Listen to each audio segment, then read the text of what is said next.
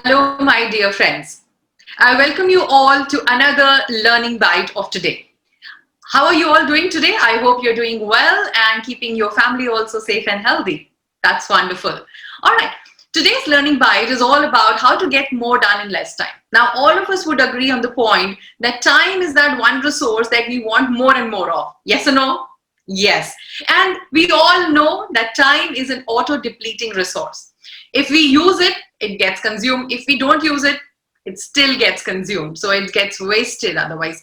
So today's learning bite is all about how do we ensure to get more done in whatever little time we get, and how do we increase the productivity of that given time. All right. So let's first understand, what does it really mean? All right. So what it really means is that in our fast-paced world like today, it's very important to keep a track of our task and get more done in an efficient manner. Yes or no, champions? If you agree with that, give me a thumbs up. Thank you. Now, we all also know that our work lives are becoming more and more demanding by the day, and it is our responsibility to effectively keep up with our work environment and schedules. This brings us to a very important question, which is the topic of today: how to get more work done in less time. Let's have a quick look at this case of Ria's story.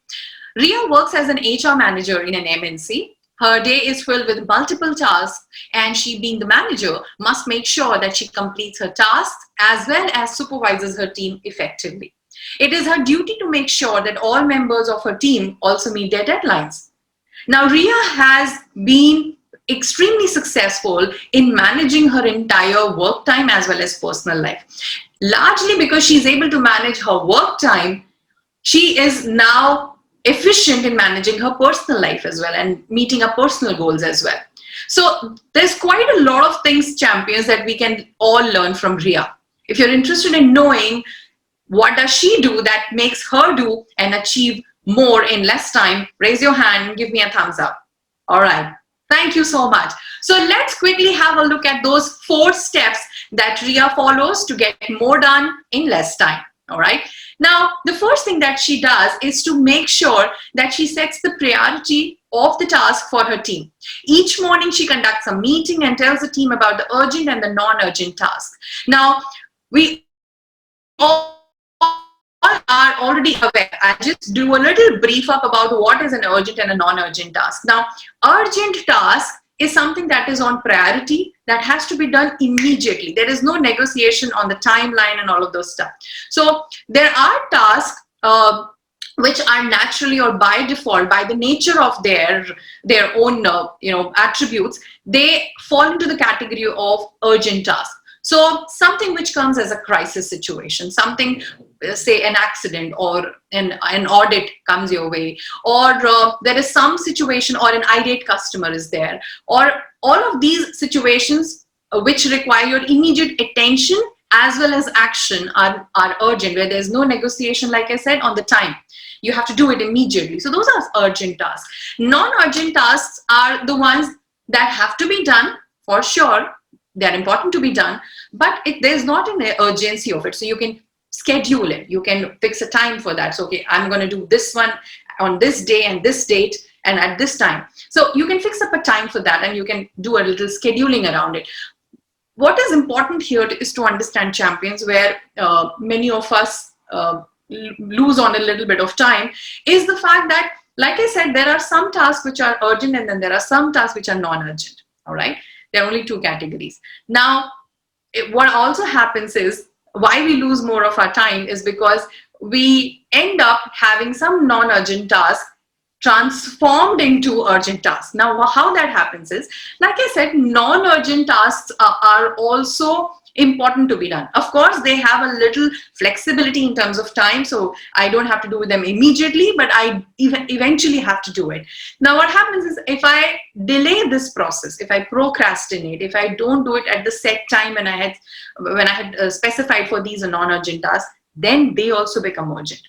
And let's add on to that is, at that very time when these non-urgent tasks become urgent, not by their own virtue of attributes, but because we delayed them, there are many urgent by nature, by default, urgent tasks also present in that moment. Now that becomes a little messy. That becomes a little crisis situation for us.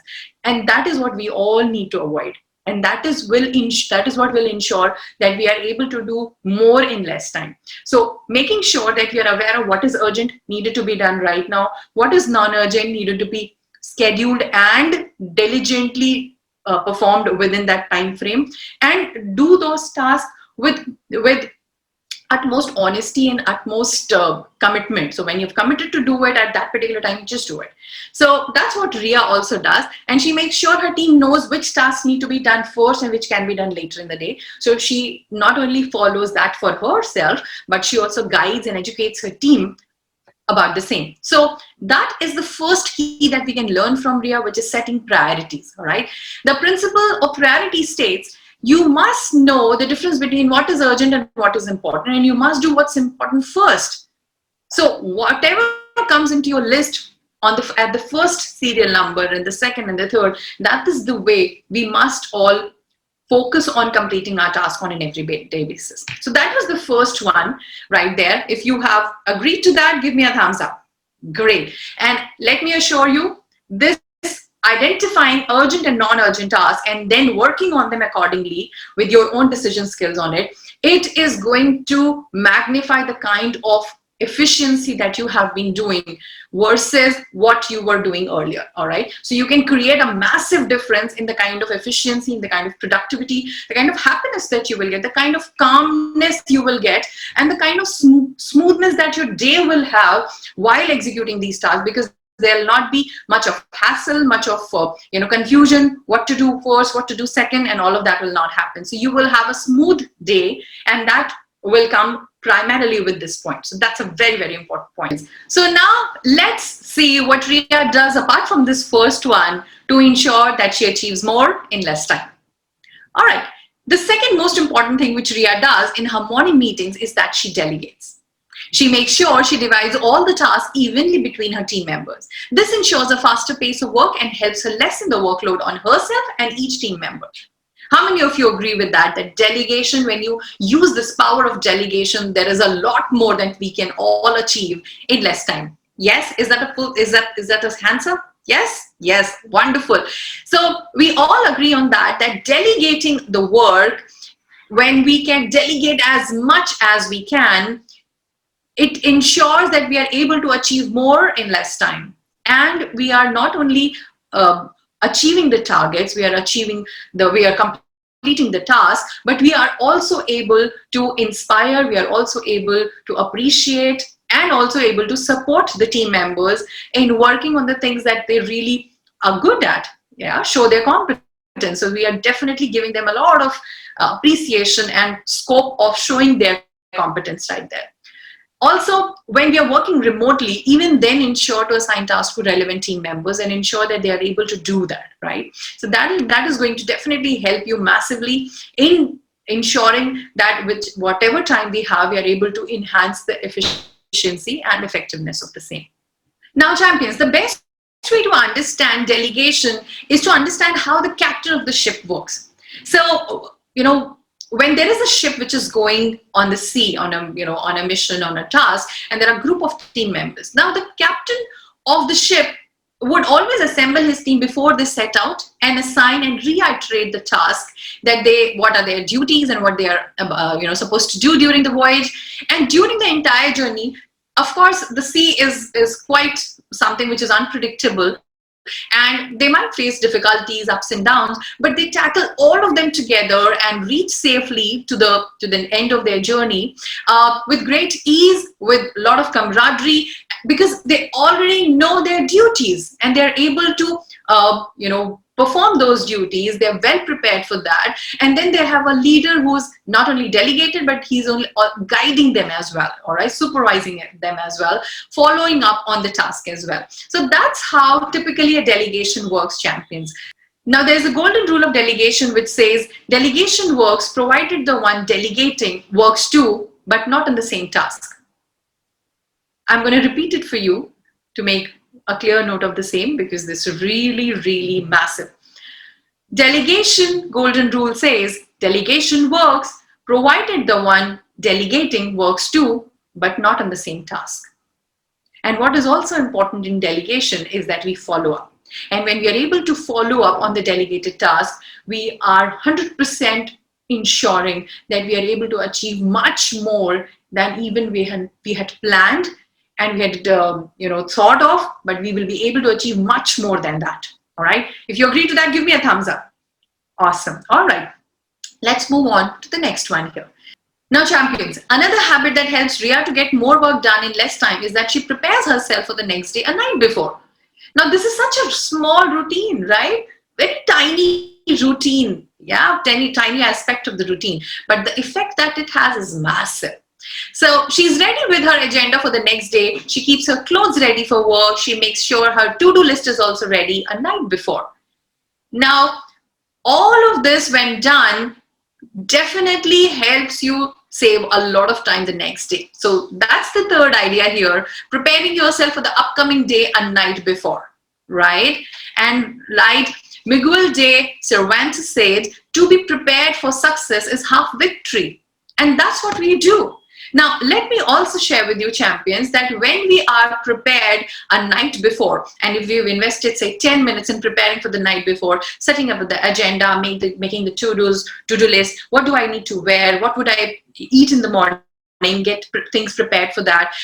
If there's something which needs to be prepared beforehand, before working on that for tomorrow, getting all of that ready, if it has taken 10-15 minutes of my time right now during the night, the next day morning, it saves me at least 1.5 hours. Not only that, it also saves me that severe pressure that I feel when I am unprepared.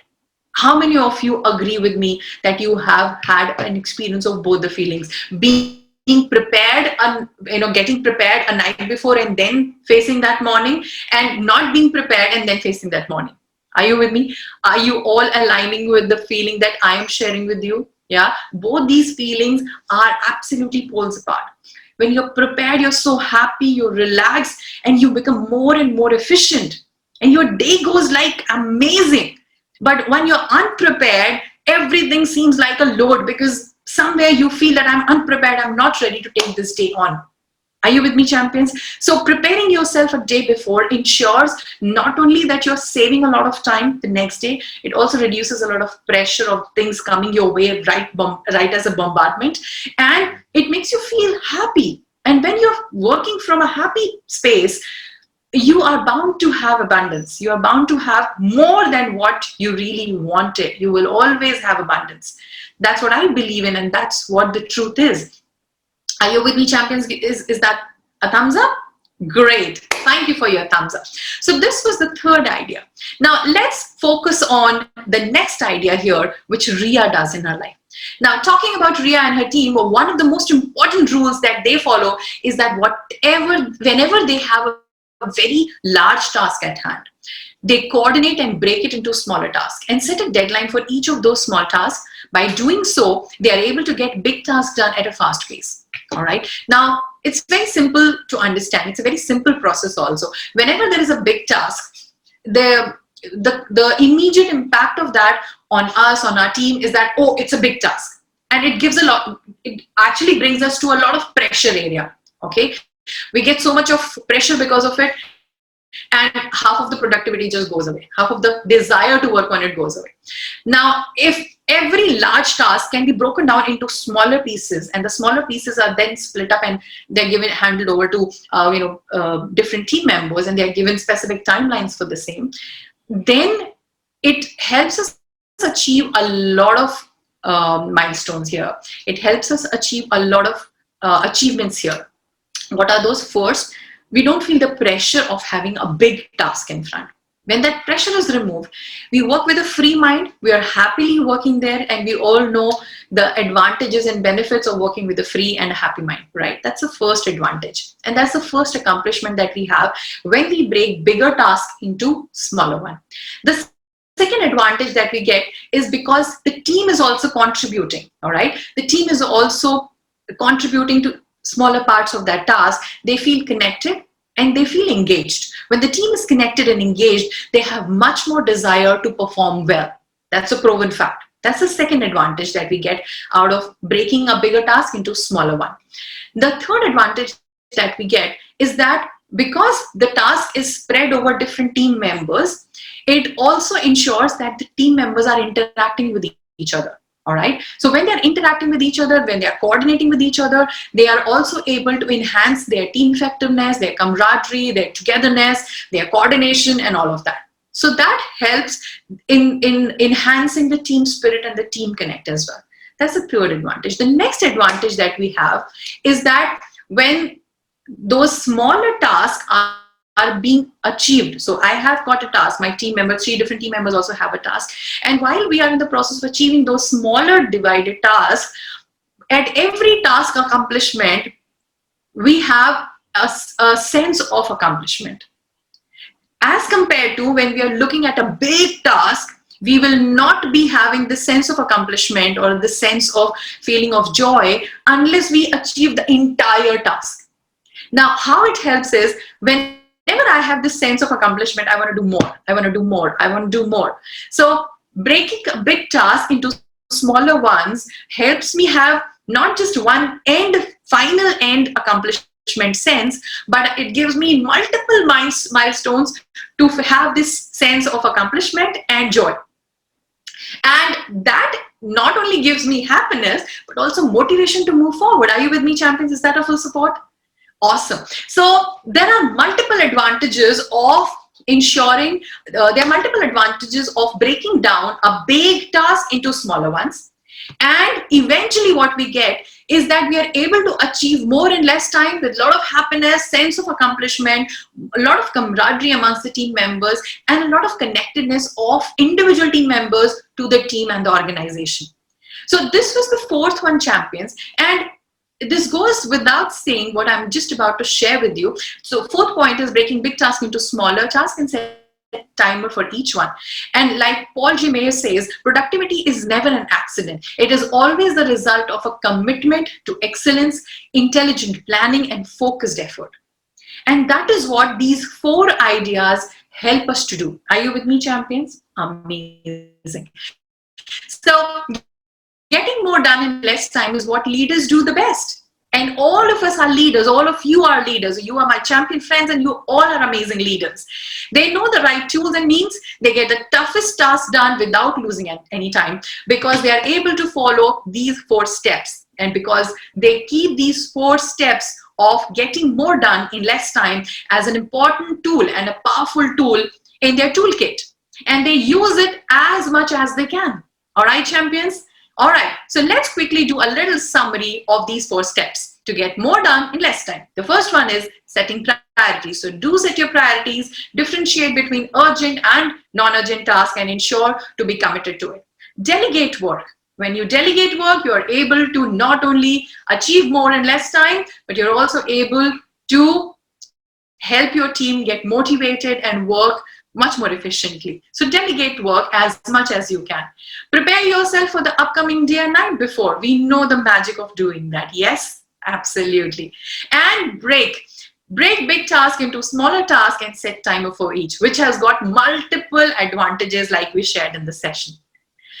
Now, champions, with this, I am sure you are all set as amazing professionals, as amazing leaders in your areas, to get more done in less time and be a better and better individual and a professional. And having more time now for your personal commitments and more time now for your individual, giving yourself a more of a me time. All right. So do let us know how this was, how you are able to do that, because this is what it is. Time is the most crucial resource that we can have, but it's an auto-depleting resource. The best that we can do is to utilize it fully. And with this, champions, I want to wish you congratulations. You're all set to win now.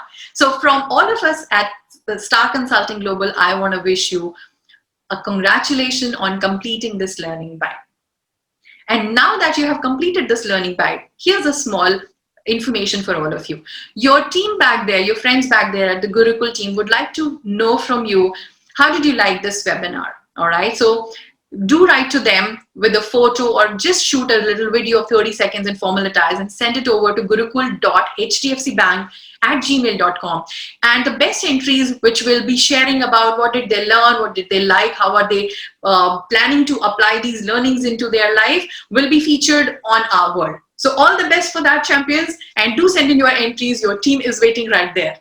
With this, champions, I would like to say a thank you to all of you. And if you would like to join us for more learning rides like these, which I know you would for sure because you're amazing, amazing learners, please reach out to us. I'm right there on LinkedIn. Yasha Vatsa is my name. I work for Star Consulting Global. You can look out for my profile. It looks like that. And with this, I want to thank you, each and every one of you, for taking out time, for being present, for being part of this session and learning. And this continuous learning is an attribute which will take you a long way for your entire life. So I wish you all the very, very best, champions. Do stay in touch with us on Star Consulting Global. Do keep learning, be happy, be healthy, and everything will be as you would like to be in your life. Thank you so much, champions. Namaste.